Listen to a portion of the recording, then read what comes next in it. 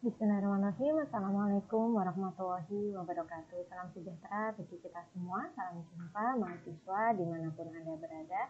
Berjumpa kembali ya kita di mata kuliah Sustainable Business Model. Yaitu kita kali ini sudah memasuki pertemuan ke-10 ya teman-teman. Adapun topik pembahasan kita pada pertemuan kali ini yaitu terkait merancang model bisnis berkelanjutan. Nah, jadi ini merupakan poin inti dari pertemuan ke-10 sampai dengan pertemuan terakhir nanti. Kita akan membahas lebih detail yaitu terkait bagaimana konsep dari bisnis berkelanjutan itu. Oke, dalam merancang bisnis yang berkelanjutan, tentu ya kita harus paham dahulu ya kemarin yang sudah kita bahas dari pertemuan pertama terkait dari konsep bisnis berkelanjutan itu sendiri yang membedakan antara bisnis berkelanjutan dan juga bisnis tradisional atau modern saat ini, yaitu pastinya berbeda. Kita kaitkan dengan triple bottom line ya, ada 3 yaitu people, planet, dan juga profit. Nah itu merupakan inti poin dari bisnis berkelanjutan ini. Nah, sehingga untuk mengembangkan keunggulan kompetitif ya, sebuah bisnis perlu menemukan ceruk pasar yang cocok untuk usaha yang dikembangkannya. Nah, ceruk pasar ini maksudnya apa? Jadi harus memiliki positioning ya. Kita harus memposisikan. Nah, bisnis kita ini masuk pada ranah yang bagaimana? Pasar kita untuk pangsa pasar kita itu masuk pada ranah yang bagaimana? Apakah hanya skala untuk kelas menengah ke bawah ataukah kelas menengah ke atas? Kemudian apakah hanya untuk masyarakat ini ya generasi muda kah ataukah untuk masyarakat umum? Jadi kita harus punya yang namanya segmentasi pasar atau ceruk pasar. Bisnis harus berusaha untuk menjadi unik, serta membangun komunitas dengan pelanggan sehingga keterhubungan dengan pelanggan pada tingkat emosional akan membantu usaha tersebut. Nah, jadi jelas sekali ya, entah itu dalam bisnis biasa ataukah dalam bisnis berkelanjutan pasti harus memiliki yang namanya ikonik ya, ataupun keunikan. Itu merupakan titik yang menjadi pusat perhatian bagi pelanggan ataupun konsumen, terutama agar kita bisa dikatakan ini merupakan green business ya atau sustainable business, maka kita harus memiliki keunikan tersendiri. Di antaranya dari triple bottom line itu harus kita implementasikan. Kemudian inovasi sebuah usaha, nah hendaknya dilakukan secara terus-menerus nih teman-teman. Jangan sampai ketika kita hanya fokus pada bisnis berkelanjutan yang kita fokuskan, yang kita perhatikan hanya terkait dengan konsep lingkungannya saja, tidak, tetapi juga perlu yang namanya inovasi. Nah, inovasi itu dari apa? Misalkan dari kemasannya ataukah dari bahan produknya, itu juga termasuk inovasi. Pemasarannya itu juga termasuk inovasi. Jadi berbagai hal itu bisa kita katakan sebagai inovasi. Berbagai aspek dalam organisasi bisnis menuntut sebuah usaha perlu melakukan inovasi bahkan pada model bisnis mereka. Kesiapan perusahaan ini pada perubahan di masa depan akan menciptakan dampak signifikan pada tantangan yang muncul di berbagai aspek, mulai dari ekonomi, sosial, dan lingkungan. Jadi, tidak jauh-jauh ya yang namanya bisnis itu kita harus memperhatikan selain dari segi ekonomi, sosial, dan juga lingkungan, itu juga merupakan penting sekali. Terutama agar bisnis kita bisa dikatakan bisnis yang berkelanjutan, lingkungan dan juga sosial itu menjadi inti poin, tidak hanya terkait dengan profit atau ekonomi saja. Oke, berbicara tentang bisnis berkelanjutan ya teman-teman, kita masuk pada saat ini yaitu bagaimana agar kita bisa merancang sebuah bisnis yang berkelanjutan. Nah, perancangan ulang model bisnis ini dapat menjadi kunci untuk secara radikal meningkatkan kinerja berkelanjutan, di mana bisa menciptakan nilai lingkungan dan sosial yang lebih besar sembari memberikan keberlanjutan ekonomi. Nah, perubahan 3 komponen utama dalam model bisnis yang menjadi tantangan bagi pelaku usaha itu apa saja? Yang pertama, proposisi nilai yang sudah kita singgung juga di konsep awal. Namun saat ini kita bahas lebih detail, yaitu ada 3 hal ya dalam model bisnis, yaitu proposisi nilai, penciptaan nilai, dan juga penangkapan nilai, yang nantinya bisa kita ambil evaluasi juga ketika di akhir apakah konsep yang sudah kita terapkan itu masuk pada ranah bisnis berkelanjutan. apakah sudah dikatakan sesuai dengan konsep yang seharusnya. Maka jadi dari 3 model ini harus dimasukkan dalam konsep yang kita buat. Nah, perubahan pola pikir usaha menuju model bisnis berkelanjutan yang fokus pada area proposisi, 3 komponen di atas, ya, juga mengedukasi pelanggan untuk juga aktif berperilaku menuju nilai keberlanjutan. Jadi 3 ini saling berkaitan dari proposisi nilainya, kemudian dari penciptaan nilainya hingga penangkapan nilai, sehingga bisa kita ambil evaluasi. Pelanggan menjadi lebih sadar lingkungan dan mempertimbangkan produk berdampak lingkungan dalam proses pembelian mereka sendiri, sehingga dapat menjaga masa depan secara global baik dari sisi produsen maupun konsumen. Nah, jadi di sini jelas sekali ya teman-teman, selain perlu awareness ataupun kesadaran dari owner dan juga pemilik bisnis, tentunya ketika kita memasarkan ataupun kita mengenalkan produk kita dari bisnis berkelanjutan ini kepada masyarakat, tentu itu juga mengedukasi ya bagi masyarakat pentingnya tentang bagaimana bisnis itu yang ramah lingkungan. Kemudian kita mengkonsumsi produk yang ramah lingkungan juga. Apakah itu dari bahannya kah, ataukah itu dari kemasannya? Nah, itu juga perlu diperhatikan. Nah, jadi antara kedua belah pihak, dari pihak internal perusahaan selaku manajer ataupun owner dan juga karyawan, itu secara tidak langsung memberikan edukasi kepada masyarakat pentingnya untuk mengkonsumsi produk yang ramah lingkungan.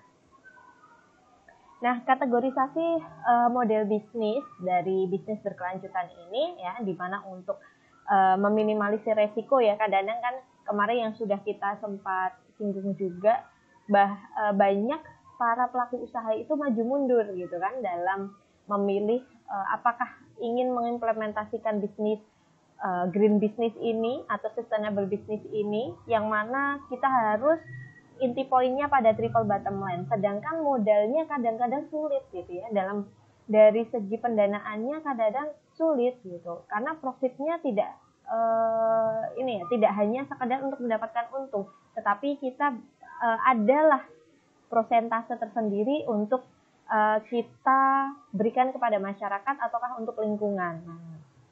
Itu sebagai wujud dari pelaksanaan bisnis berkelanjutan ini, sehingga resiko itu dianggap lebih besar gitu dalam pelaksanaannya.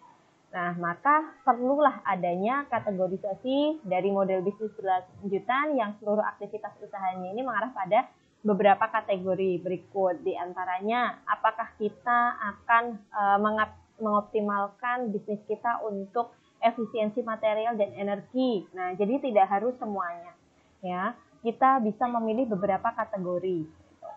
Kita ingin agar meminimalisir energi ataukah materialnya, sehingga produk yang kita akan kita hasilkan itu yang bagaimana. Nah, kemudian yang kedua, ciptakan nilai dari zero waste. Nah, sekarang ini ya mungkin sudah kita kenal juga, dan juga dari pemerintah juga sudah menggaung-gaungkan untuk meminimalisir dalam penggunaan bahan bakar ya. Sekarang lebih mengarah pada listrik. Jadi itu juga termasuk hemat energi juga gitu. Ataupun dari sisi yang lainnya, ganti dengan energi terbarukan dan proses alami. Namanya sumber daya alam kan lambat laun juga akan tergerus ya teman-teman, akan berkurang gitu. Sehingga perlulah kita perhatikan juga bagaimana agar bahan-bahan itu yang kita hasilkan itu tidak merusak alam dan juga tidak membunuh habitatnya gitu kan. Selanjutnya, memberikan fungsionalitas bukan kepemilikan. Nah, jadi bagaimana agar bisa memberikan manfaat. Kemudian mengadopsi peran penata layanan, mendorong kecukupan. Nah, jadi agar para konsumen ataupun para pelanggan itu merasa cukup dengan adanya produk yang kita hasilkan. Tidak rasa untuk berlebihan ataukah untuk ingin mengkonsumsi terus-menerus, itu juga tidak diarahkan ke yang seperti itu ya teman-teman. Jadi memang kembali lagi gitu, bahwa saya bisnis kita ini tidak hanya ingin mendapatkan untung. Nah, kemudian selanjutnya kategori dalam mengarahkan kembali bisnis untuk masyarakat atau lingkungan. Nah, sudah kita bahas juga ada ini ya dulu itu ya, salah satu perusahaan di Eropa itu ya, bahwasanya mereka selain membuat suatu sumber air, tetapi itu termasuk dari program CSR juga.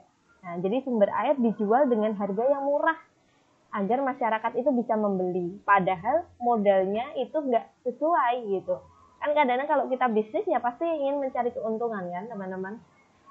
Modalnya berapa pasti harus ingin mendapatkan keuntungan bahkan 2 kali lipat bisa saja gitu ya. Tetapi kembali lagi karena ini termasuk green business atau sustainable business, kita tidak mengarah ke situ. Bagaimana agar bisnis kita itu produk yang kita hasilkan juga bisa memberikan manfaat terutama kepada masyarakat dan juga lingkungan. Nah, profit tetap gitu akan kita menjadi fokus juga, tetapi jangan lupa untuk masyarakat dan juga lingkungan. Sebisa mungkin jika memang memberikan manfaat, ya maka bisa dicoba dulu gitu dengan program CSR ataupun ini ya dengan harga yang lebih rendah. Selama masyarakat di situ mampu untuk membelinya. Kemudian kembangkan juga solusi untuk peningkatan. Nah, maka apa yang perlu ditingkatkan? Apakah memang dari segi internalnya, yaitu dari produk, bahan-bahan yang digunakan, ataukah dari kemasannya, packaging, dan lain sebagainya. Nah, nah menurut Batisel, ya setidaknya perusahaan perlu siap memikirkan beberapa tantangan berikut. Nah, diantaranya dalam konteks proposisi nilai tadi ya, ada proposisi nilai, penciptaan nilai, dan juga penangkapan nilai.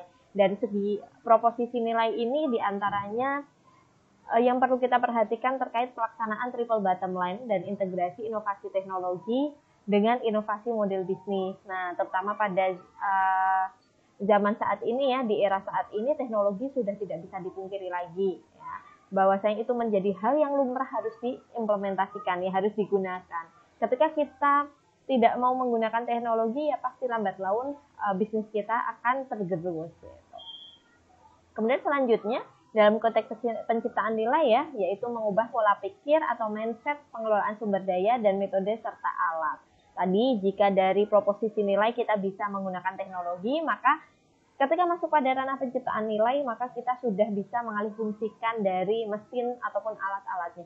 Ataukah sumber dayanya? Apakah saat ini butuh yang namanya?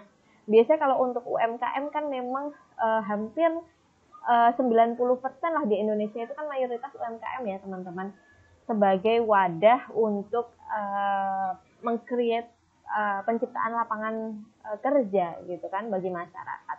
Tetapi ketika menggunakan teknologi otomatis kan terjadi efisiensi nih, karyawannya juga semakin berkurang. Ya memang itu menjadi hal yang lumrah, tetapi kan kita bisa mengalokasikan karyawan tersebut agar bisa tetap bermanfaat. Dari segi apa ya, kita berikan lapangan yang lainnya gitu untuk memanfaatkan ataupun untuk ini ya dalam proses bisnis yang lainnya gitu. Tetapi jangan lupa untuk tetap menggunakan teknologi dan juga mesin-mesin yang dibutuhkan. Dalam konteks penangkapan nilai, kemudian yang ketiga dalam penangkapan nilai ini yaitu berhubungan dengan pihak eksternal. Jadi selain tadi internal dari proposisi nilai dan juga penciptaan nilai, penangkapan nilai ini berhubungan erat juga dengan pihak eksternal. Siapa itu? Investor, kemudian konsumen atau pelanggan, supplier. Nah, itu kan termasuk pihak-pihak eksternal. Mereka pun juga harus bisa nih kita ajak untuk kerjasama agar melestarikan produk kita yang ramah lingkungan agar bisa dikonsumsi oleh para konsumen serta bisa memberikan dampak yang positif. Nah, diantaranya ini beberapa yang bisa saya sampaikan. Contoh dari praktek model bisnis berkelanjutan ini apa? Yang pertama, pada komunitas UMKM Pasar Kamisan nih, ini beberapa contoh yang ada di Jogja ya, di mana mereka sudah menerapkan komitmen terhadap keberlanjutan. Pasar Kamisan adalah komunitas UMKM yang tidak hanya fokus pada profit, tetapi juga pada keseimbangan rantai pasok dan keberlanjutan usaha. Semangat ini ditularkan kepada seluruh anggota komunitas, menciptakan lingkungan bisnis yang berkelanjutan. Kemudian ada misi juga non-profit dan sosial. Jadi selain fokus utamanya untuk profit ya, tetapi dari segi sosialnya juga tidak dilupakan. Dengan misi meningkatkan kelas bisnis dan menjaga keseimbangan sosial dan lingkungan. Kemudian proposisi nilai khususnya apa? Yaitu produk utama vegetarian, alami, bersih, dan sehat. Jadi para pelaku UMKM yang ada di Pasar Kamisan ini mayoritas mereka menjual produk-produk yang alami ya, yang berasal dari alam gitu, jenis-jenis vegetarian, bersih dan juga sehat, sehingga ada kriteria khusus nih yang menjadi kekhususan dari para pelaku UMKM ya, tentunya ada di Pasar Kamisan ini.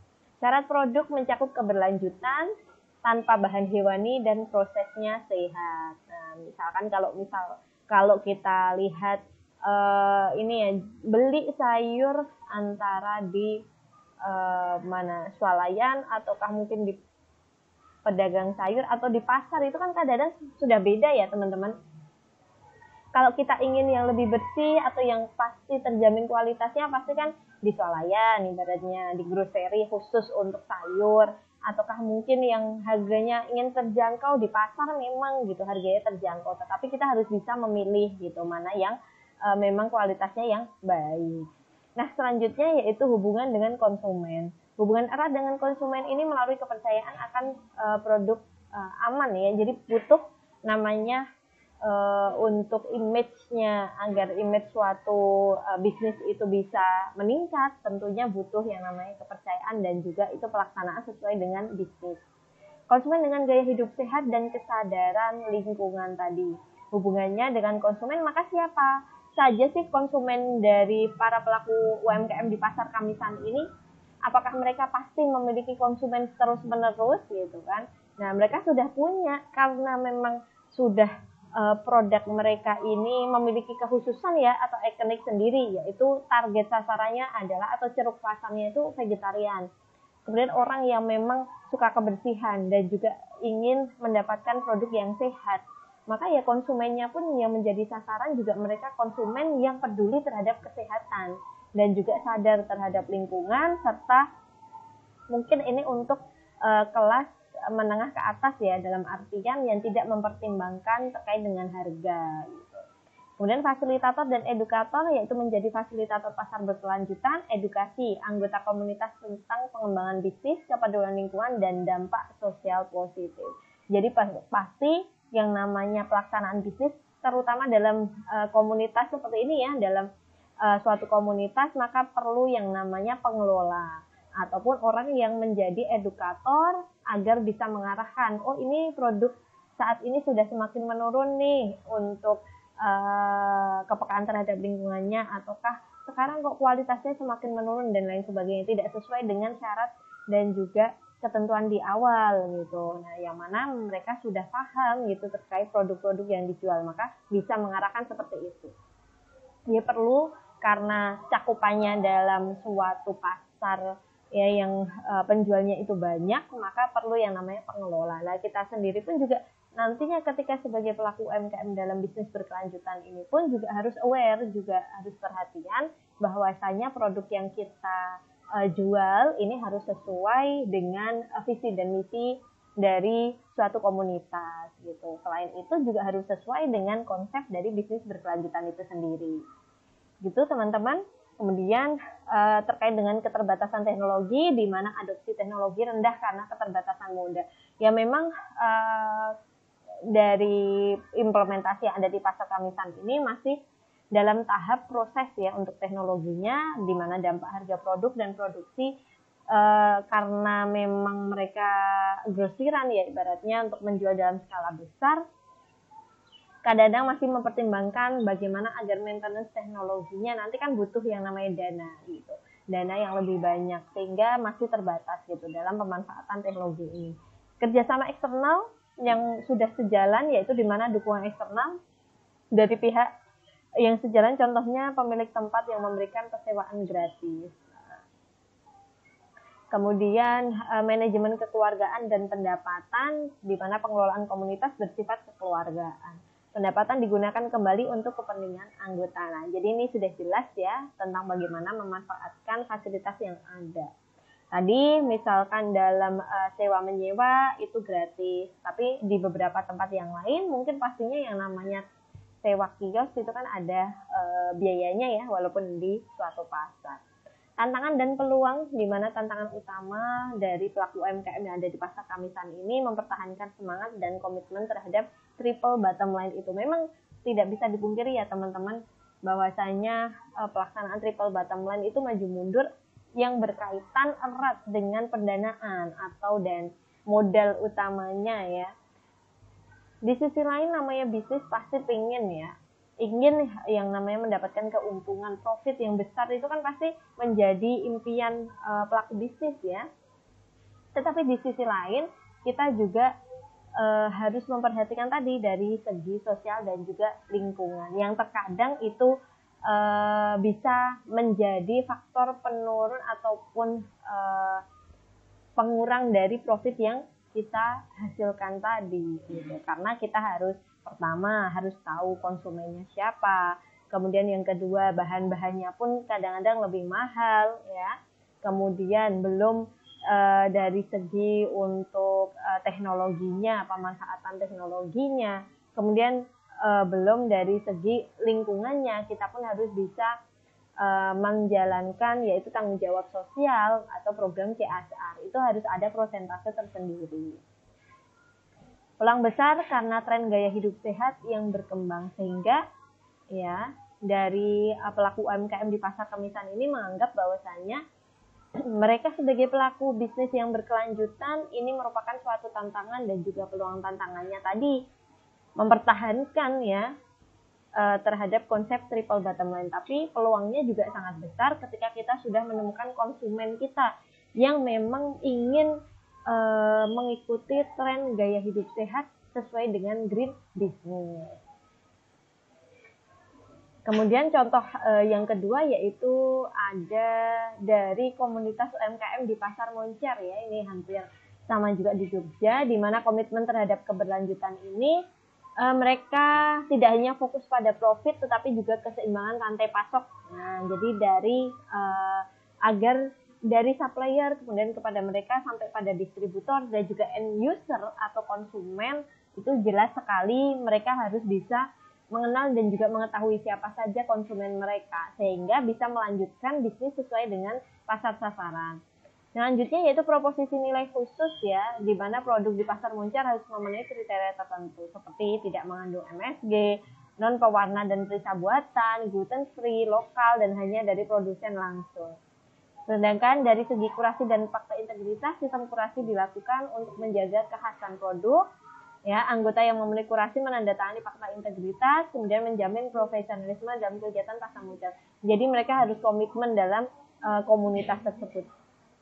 Segmen konsumen khusus yaitu siapa Pasar Moncer menargetkan konsumen yang peduli pada kesehatan dan gaya hidup sehat, termasuk konsumen dengan kebutuhan khusus seperti anak autis yang memerlukan produk gluten free. Nah ini jadi kadang-kadang kita masih sulit gitu untuk menemukan produk-produk yang sesuai dengan yang kita butuhkan. Contohnya tadi yang tanpa MSG ataukah mungkin yang lain gluten free. Nah, jadi tanpa kadar gula. Mentoring dan pelatihan, Pasar Moncer memberikan manfaat sosial melalui mentoring berkelanjutan kepada UMKM, melibatkan pengelola, dinas perindustrian dan perdagangan sesama anggota dan bahkan konsumen. Di mana pembiayaan dan transparansi keuangan dari segi pembiayaan anggota diperoleh dari persentase share profit hasil penjualan, laporan keuangan sederhana tetapi transparan publik kepada seluruh anggota. Konsistensi dan kekeluargaan, Pasar Moncer konsisten memperbesar anggota komunitas dan peduli pada lingkungan sosial. Kekeluargaan dan kekerabatan menjadi ciri khas antara anggota Pasar Moncer. Di mana tantangan dan harapan ini, tantangan terbesarnya apa? Yaitu SDM UMKM dan edukasi konsumen. Harapan Pasar Moncer yaitu melebarkan dampaknya ke tingkat nasional bahkan internasional. Nah, sehingga value dan motivasi berkelanjutan, Pasar Moncer hadir untuk menjaga motivasi anggota UMKM menjalankan bisnis berkelanjutan, mengembangkan produk sejalan dengan triple bottom line dan menghadapi tantangan dalam sumber daya manusia dan edukasi konsumen. Teman-teman, dari dua contoh ini saja kita sudah bisa menemukan perbedaannya ya, yang perlu kita highlight yaitu tadi pasar kamisan itu yang berfokus pada vegetarian atau orang-orang yang memang mereka bergaya hidup sehat, sedangkan Pasar Moncer ini mereka mungkin lebih friendly ya, dalam artian tidak memiliki skala khusus untuk konsumennya, tetapi selalu menyediakan gitu sesuai dengan kebutuhan masyarakat. Yang paling penting yaitu dalam monitoring komunitas para anggota, sehingga mereka selain terus-menerus memberikan edukasi dan juga nantinya pun harapannya agar bisa memberikan dampak gitu yang lebih besar, baik itu dalam tingkat nasional ataupun internasional. Kemudian yang ketiga, pada komunitas UMKM Pasar Mustokoweni, yaitu mereka fokus pada kesehatan dan lingkungan, di mana menjual produk makanan lokal Jogja dengan bahan alami, sehat dan organik. Konsumen diajak membawa tempat makan sendiri untuk mengurangi sampah plastik. Jadi kadang-kadang kalau kita pergi ke suatu tempat atau ke suatu swalayan ataukah sektor publik yang lainnya gitu kan, kita harus tahu ya bagaimanakah nanti ketika kita di sana. Misalnya ternyata di swalayan tersebut tidak menyediakan plastik lagi, maka kita pun juga harus bisa membawa tas belanja. Ataukah mungkin kita mau makan ke suatu rumah makan gitu, di sana tidak disediakan tempat makan, ataukah ketika ingin take away maka harus bisa membawa tempat makan sendiri, atau ketika beli untuk dibawa pulang gitu kan, maka harus bisa membawa makan sendiri. Itu merupakan ikonik ya, sehingga secara tidak langsung konsumen pun sadar bahwasanya saat ini kita sudah menuju pada era-era ini yang berkelanjutan gitu, di mana lingkungan perlu kita tingkatkan dan juga penggunaan sumber daya alam itu yang sudah semakin terbatas, sehingga kita juga harus memahami hal tersebut. Komitmen terhadap keberlanjutan, di mana mereka mendorong anggota komunitas untuk berbisnis secara berkelanjutan dengan memperhatikan profit, keberlanjutan sosial, dan lingkungan. Kegiatan bersama dengan prinsip sehat, konsep sehat disepakati bersama dengan fokus pada produk tanpa MSG, pemanis buatan, pewarna buatan, dan gluten free. Mengajak produsen dan konsumen untuk menjadi lebih kritis terhadap produk yang dikonsumsi. Nah, jadi harus bisa memilah dan memilih nih ya teman-teman. Itu tadi, tanpa penggunaan MSG juga termasuk bisnis berkelanjutan. Yaitu apa? Dari segi kesehatan ya, para konsumen pun juga peka terhadap kesehatan. Sudah tidak menggunakan bahan-bahan buatan, maka lebih kepada bahan-bahan alami. Hubungan personal dan rantai pasok pendek, di mana menciptakan hubungan personal antara penjual dan konsumen, memperpendek rantai pasok untuk mendukung keberlanjutan usaha. Jadi mereka tidak menerapkan distributor, reseller, dropshipper, itu enggak. Jadi langsung antara penjual ya, dari seller sampai kepada end user, langsung kepada konsumen. Jadi tidak ada pihak ketiga. Kemudian produk dengan proposisi nilai berkelanjutan, di mana produk yang dijual adalah makanan jadi, hasil kebun dan kebutuhan rumah tangga yang mengusung nilai keberlanjutan, seleksi makanan organik untuk setiap pendaftar. Jadi lebih kepada bahan-bahan organik ya. Kalau sekarang kan dari segi sayuran saja itu ada yang organik ataukah memang yang biasa gitu. Kadang-kadang kalau kita beli itu kan ada labelnya ya. Tentu biasanya kalau yang organik itu lebih mahal. Nah, maka bisa diperhatikan ya, apakah memang organik yang sesuai dengan yang tertera ataukah enggak. Jika tidak sesuai, pastinya masuk pada ranah yaitu greenwashing ya, yang mana mereka hanya melabelkan terkait dengan keberlanjutan bisnis atau organik ataukah sesuai dengan yang diharapkan penjual, tetapi tidak sesuai pada kenyataannya. Kemudian non-profit dan kebersihan lokasi pasar, di mana Pasar Mustokoweni ini bersifat non-profit ya, menyebarkan gerakan peduli lingkungan dan nilai positif holistik, di mana biaya hanya berupa iuran anggota untuk kebersihan lokasi pasar. Jadi kebersihan pasar pun juga sangat diperhatikan ini dari para anggotanya, sehingga para konsumen ketika berkunjung dan juga mereka ingin membeli suatu produk, mereka pun akan merasa nyaman. Coba bayangkan kalau teman-teman masuk ke pasar gitu ya, mindset utamanya apa? Pasti yang dipikirkan kan kadang-kadang kotor gitu ya, ataukah memang tidak rapi, ataukah penataannya mungkin yang tidak sesuai gitu. Nah, kalau ini yang di Pasar Mustokoweni ini, karena memang mereka sudah melabeli dengan pasar yang sehat, maka sesuai gitu. Jadi kebersihan pun juga dipedulikan. Tantangan dan peluang kendala keterbatasan tenaga pada pengelolaan pasar Mustokowe ini menjadi tantangan tersendiri ya dari pengelolanya. Kemudian peluang terbesarnya untuk bisa ditingkatkan ini dengan apa? Yaitu dengan memberikan dampak lingkungan yang sehat. Nah, jadi para anggota memang mereka sudah memiliki kepedulian terhadap lingkungan, nah, tapi yang menjadi kendala masih terbatasnya, yaitu pengelola dari pasar Mustokowe ini. Memberikan ketahanan pada anggota komunitas, di mana pasar Mustokowe ini mendukung pemangku kepentingan untuk memajukan usaha UMKM secara bersama-sama, menanamkan kepedulian sosial dan lingkungan kepada masyarakat secara tidak langsung. Sehingga prinsip dampak lingkungan dan kesehatan memberikan dampak lingkungan yang sehat, bermanfaat bagi orang lain, yaitu menyediakan ketahanan pada anggota komunitas UMKM dan menanamkan kepedulian sosial dan lingkungan kepada masyarakat. Nah, kemudian yang terakhir ada contoh lain yaitu dari praktek komunitas UMKM yang ada di Jogja. Ya, ini skalanya mungkin lebih besar ya dalam dalam ranah wilayah gitu ya.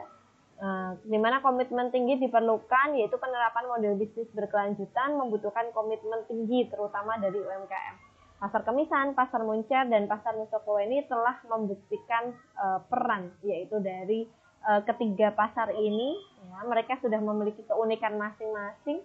Mereka memiliki kekhasan tersendiri. Nah, apakah pasar Kamisan itu mereka yang berfokus hanya pada produk-produk vegetarian tanpa hewani, ya. Kemudian pasar Moncer itu lebih, Pasar Moncer dan Mustokowe ini itu lebih pada kebersihan pasar dan juga tetapi produk yang dijual itu bermacam-macam. Kalau untuk Moncer itu lebih kepada kebutuhan rumah tangga.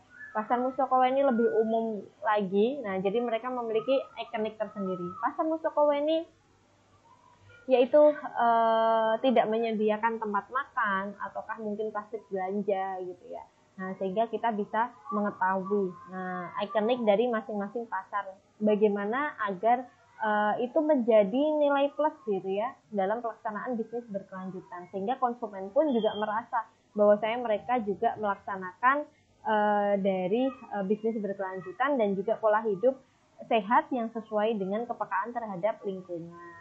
Nah, peran positif komunitas UMKM apa? Menunjukkan peran yang sangat baik dari komunitas terhadap kemajuan anggota, terutama dalam dimensi ekonomi ya, di mana dukungan dalam aspek pemasaran, kemudian jaringan dan kesadaran lingkungan ini membuat anggota UMKM merasa terbantu. Jadi perlu support juga dari pengelola gitu ya, itu merupakan sumbangsi terbesar dari pengelola ini untuk terus mengedukasi dan juga mensupport dalam pelaksanaan bisnis berkelanjutan dari para pelaku UMKM tersebut. Tadi jika pada pasar Moncer itu masih kendalanya adalah minimnya ataupun keterbatasan dari pihak pengelola. Sehingga dari para pelaku UMKM tersendiri pun juga nantinya ya harus lambat laun harus bisa mandiri dan juga harus bisa memahami secara pasti bagaimana pelaksanaan bisnis berkelanjutan itu. Fokus peningkatan pada dimensi sosial, di mana dimensi sosial ini perlu ditingkatkan, menunjukkan bahwa masih ada ruang untuk lebih meningkatkan peran komunitas dalam aspek sosial. Hingga tantangan UMKM apa? Yaitu UMKM menghadapi tantangan seperti keterbatasan kemampuan dan biaya tinggi untuk menerapkan model bisnis berkelanjutan secara mandiri. Nah, jadi memang tidak dipungkiri ya teman-teman tadi, mayoritas gitu mereka menghadapi kendala dalam biaya gitu. Oke, kemudian yang terakhir tambahannya bahwasanya peran komunitas sebagai solusi. Nah, sehingga mengapa perlu dibentuk yang namanya komunitas itu menjadi supporter ya. Mereka saling mendukung satu sama lain, aware juga saling peduli satu sama lain sehingga bisa saling mengingatkan gitu, menjadi solusi dalam memberikan dukungan yang memudahkan implementasi dalam pelaksanaan model bisnis berkelanjutan. Usulan dalam proposisi nilai, penciptaan nilai dan penangkapan nilai ini menunjukkan bahwa komunitas UMKM itu dapat memaksimalkan integrasi antara perusahaan dan potensi lokal, mendukung keberlanjutan usaha dari masing-masing para anggota tersebut. Nah, jadi komunitas itu merupakan solusi yang tadi ya bisa untuk meningkatkan dari pelaksanaan bisnis berkelanjutan ini. Sehingga jika ada pengelola dari komunitas itu, para pelaku UMKM pun juga terdorong untuk terus senantiasa meningkatkan produk yang mereka jual ya, agar bisa memberikan dampak bagi para konsumen atau pelanggannya. Proposisi penciptaan dan penangkapan nilai dari 3 poin ini ya, di mana modelnya yaitu komunitas UMKM berfokus pada integrasi antara perusahaan, potensi lokal dan stakeholder untuk mendatangkan keuntungan holistik ya. Yang sebelumnya kita bahas pada topik sebelumnya itu kemarin, pentingnya stakeholder ya, pemangku kepentingan, di mana stakeholder sudah tidak berfungsi lagi ya, atau pemegang saham itu hanya pada beberapa jenis perusahaan saja gitu. Sehingga yang menjadi poin yang perlu diperhatikan yaitu peran dari stakeholder baik itu internal ataupun eksternal itu juga menjadi sumbangsi terbesar itu dalam pelaksanaan bisnis berkelanjutan. Misi komunitas untuk mengubah mindset anggota dan menjaga hubungan kemitraan, memberikan keuntungan sosial dan lingkungan.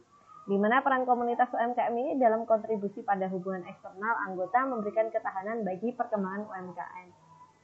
Sehingga saling memberikan ini ya teman-teman, kekuatan gitu ya, saling mengingatkan, memberikan masukan gitu, apakah bisnisnya itu sudah sesuai ataukah belum, apa yang perlu ditingkatkan. Jadi saling sharing gitu ya dalam suatu komunitas. Nah ini teman-teman, di antaranya dari bagaimana agar kita bisa merancang model bisnis berkelanjutan, kita bisa melihat konsep-konsepnya yang ini saya contohkan, yaitu salah satunya beberapa contoh gitu dari suatu komunitas. Nah sehingga komunitas pun juga penting ketika kita ingin menjalankan bisnis berkelanjutan, tidak hanya sekedar bagaimana agar internal perusahaan itu kuat gitu untuk menjalankan bisnis dan juga sudah kokoh gitu ya dalam pelaksanaan bisnis, tidak cukup. Ternyata dalam komunitas juga itu merupakan sumbangsi terbesar dan juga menjadi supporter terbesar dalam pelaksanaan bisnis berkelanjutan. Itu teman-teman yang nantinya akan kita bahas lebih lanjut di topik-topik pembahasan berikutnya pada pertemuan yang selanjutnya. Mungkin ini saja yang bisa saya sampaikan. Silahkan teman-teman nanti diulas kembali, direview kembali. Selanjutnya kita bisa berdiskusi bersama terkait dengan topik kita kali ini, yaitu dalam merancang bisnis berkelanjutan. Terima kasih atas atensi dari rekan-rekan sekalian. Dari saya cukup sekian. Wassalamualaikum warahmatullahi wabarakatuh.